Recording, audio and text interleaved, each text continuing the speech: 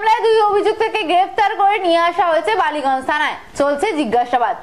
প্রাথমিকভাবে অনুমান ধার নেওয়া টাকা ফেরত না দেওয়া নিয়ে বচসা, আর তার জেরেই খুন। বালিগঞ্জ থানায় উপস্থিত হয়েছে লালবাজারের গোয়েন্দা শাখা। এই খুনের তদন্তে নেমেছে বালিগঞ্জ থানা, লালবাজারের গোয়েন্দা বিভাগ ও এআরএস। ব্যবসায়ী খুনের ঘটনায় দুই অভিযুক্তকে গ্রেফতার করে নিয়ে আসা হয়েছে বালিগঞ্জ থানায়। এখানেই তাদের জিজ্ঞাসাবাদ করা হচ্ছে। যেহেতু মৃতের স্ত্রী একটি মিসিং ডায়েরি করেছেন, তাই অভিযুক্তদের বালিগঞ্জ থানায় এনে তদন্ত প্রক্রিয়া এগিয়ে নিয়ে যাওয়া হচ্ছে। প্রাথমিকভাবে ধার নেওয়ার টাকা ফেরত না দেওয়ার জেরেই বচসা, আর যার জেরেই খুন। লালবাজারের গোয়েন্দা শাখাও উপস্থিত হয়েছে বালিগঞ্জ থানায়। বালিগঞ্জ থানা, লালবাজারের গোয়েন্দা বিভাগ ও এআরএস মিলিতভাবে তদন্ত চালাচ্ছে।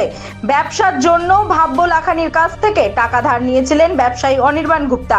টাকা নেওয়ার পর বহুবার তার কাছে টাকা চাওয়া হলেও সেই টাকা দিতে রাজি হননি অনির্বাণ।